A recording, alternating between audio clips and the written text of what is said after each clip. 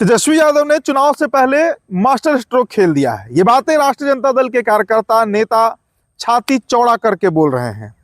जीविका दीदी, जिनकी संख्या बिहार में करीब 1.25 करोड़ है, 1.3 करोड़, उन सबको स्थायी नौकरी दिया जाएगा, स्थायी किया जाएगा, मतलब परमानेंट।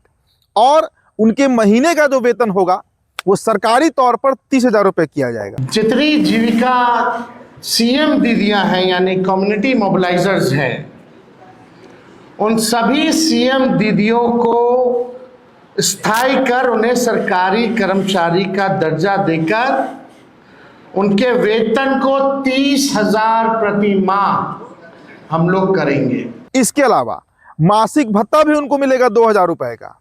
इसके अलावा 2 साल तक उनको इंटरेस्ट फ्री लोन यानी ब्याज मुक्त उनको कर्ज दिया जाएगा।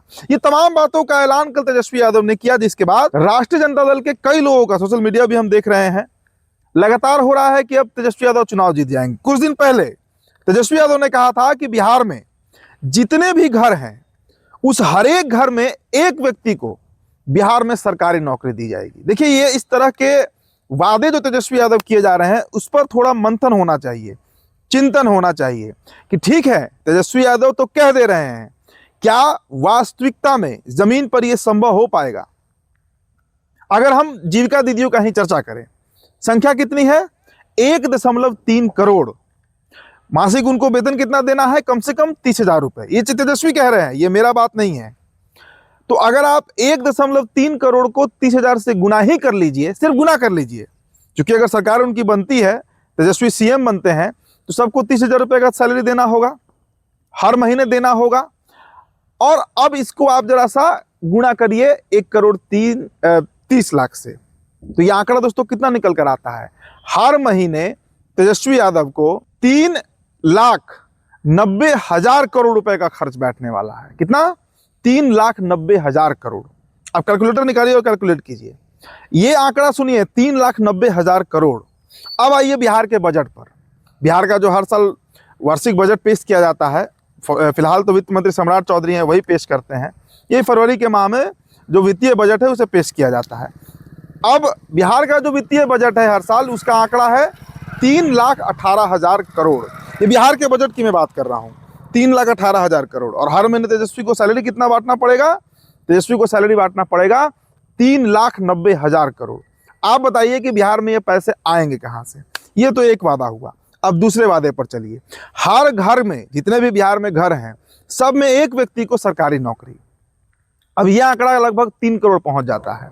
और बिहार में अगर ग्रुप डी का भी नौकरी तेजस्वी यादव देंगे, मैं ग्रुप डी की बात कर रहा हूं, सी और बी और ए की बात नहीं कर रहा हूं, मैं गजेटेड पोस्ट की बात नहीं कर रहा हूं, तो उनकी सैलरी भी ग्रुप डी में आज के समय में 39 से 40,000 रुपए है, जो पे कमीशन चल रहा है। अब उस हिसाब से निकालिए दोस्तों, तो यह आंकड़ा पहुंच जाता है 12 लाख करोड़ पर। और बिहार का बजट कितना है? 3,18,000 करोड़।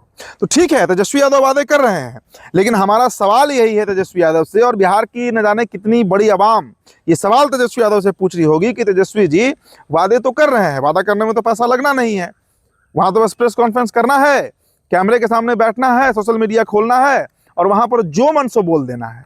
ये वादे पूरे कहां से होंगे? कहां से पूरा कीजिएगा ये वादा? बिहार में इतना पैसा आएगा कहां से?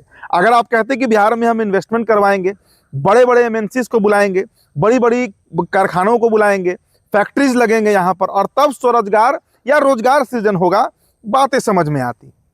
अब देखिए, इस वक्त हमारी मौजूदगी गोपालगंज के कुचायकोट के तिवारी मठिनिया गांव में है।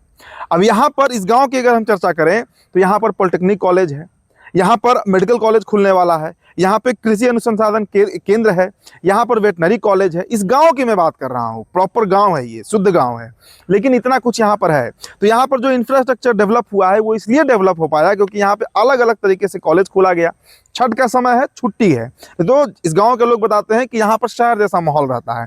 इतने यहाँ पर अभ्यर्थी हैं, जो छात्र हैं, जो यहाँ पढ़ते हैं, भीड़ लगा रहता है। तो एक बेसिक इंफ्रास्ट्रक्चर यहाँ पर डेवलप हुआ। अब अगर इसी गांव में कोई बड़ा कारखाना खुल जाए, कोई बड़ा फैक्ट्री यहाँ पर लग जाए, तो शायद रोजगार करने गोपालगंज से, भोरे से, बरौली से लोग, बैकुंठपुर से लोग यहाँ पर आएंगे। तो एक रोजगार डेवलप होगा जिससे कई हजार लोगों को नौकरी मिल सकती है। जिस तरह भागलपुर के पीरपैंती में अभी करीब हजारों करोड़, 30,000 करोड़ के इन्वेस्टमेंट से अडानी ग्रुप जो है वो मेगा पावर प्लांट लगाने जा रहा है, जहां पे स्थायी रूप से करीब करीब 25,000 लोगों को नौकरी मिलेगा परमानेंट। और इसके अलावा जो वहां पर पूरा एक इकोसिस्टम डेवलप होगा उस पावर प्लांट के आसपास, वो करीब 25-50,000 लोगों को नौकरी दे देगा। तो ये अगर बात तेजस्वी यादव करते तो थोड़ा बात दाल गल सकता था, बात गले के नीचे उतर सकती थी, बात समझ में आ सकता था। तेजस्वी यादव ने क्या वादा कर दिया? तेजस्वी यादव ने वादा कर दिया कि हर घर में एक सरकारी नौकरी देंगे, जो कि व्यवहारिक रूप से या फिर आर्थिक रूप से, दोनों रूप से असंभव है। बिहार में ये संभव ही नहीं है, चाहे जो भी कर ले तेजस्वी यादव, ये संभव, तेजस्वी को भी पता है कि ये संभव नहीं है। लेकिन चूंकि चुनाव है, चूंकि चुनाव जीतना है, तो ऐसे वादे कर देना है कि बिहार की एक जो मासूम आवाम है, जिन्हें नहीं पता है कि वास्तविकता क्या है, जिन्हें बिहार के बजट का भी आकलन नहीं है, जो समाज ऐसा है जो चाहता है कि उन्हें घर में किसी एक व्यक्ति को नौकरी मिल जाए, वो इनके इस प्रलोभन में आ सकता है। लेकिन इस वास्तविकता को आप समझिए कि सिर्फ अगर जीविका दीदी की हम बात करें तो बिहार के बजट से अधिक तो उनका मासिक वेतन हो जाएगा, जो कि देना ही संभव नहीं। कहां से देंगे तेजस्वी यादव भाई? ये प्रैक्टिकली व्यवहारिक रूप से संभव नहीं है। तो चुनाव है दोस्तों, इस बात को आप समझिए कि जो वादे नेता कर रहे हैं आपसे, कोई भी नेता, वो जमीन पर उतर पाएगा या नहीं उतर पाएगा। और बिहार में सरकारी नौकरी की जरूरत है या यहाँ पर इन्वेस्टमेंट की जरूरत है, यहाँ पर स्वरोजगार की जरूरत है, यहाँ पर निवेश की जरूरत है? इस बात का आकलन आप खुद करिएगा। हमारा कमेंट बॉक्स खुला है, हमारे कमेंट बॉक्स में बताइएगा कि मैंने जो तथ्य रखे हैं वो सही हैं, गलत हैं, और उसके बाद तेजस्वी यादव जो वादे कर रहे हैं वो जमीन पर कितना उतर पाएगा। तो फिलहाल दोस्तों इस रिपोर्ट में इतना ही। मेरा नाम उदित तारन है, द बिहार टॉपर वीडियो आप देख रहे थे। बहुत बहुत शुक्रिया।